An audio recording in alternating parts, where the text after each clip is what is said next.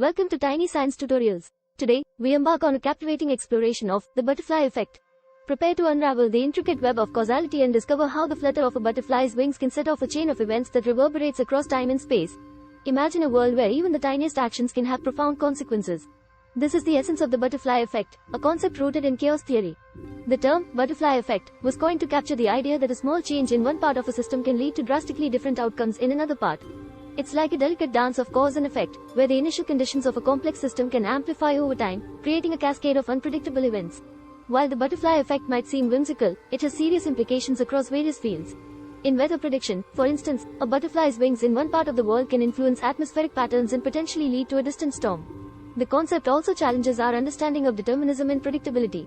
It reminds us that the world is intricately interconnected, and even the smallest actions matter.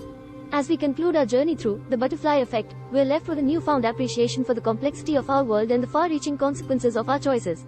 Like and subscribe to our channel for more captivating science episodes. Until next time, remember that even the gentlest flutter can set off a hurricane of change, 1 minute at a time.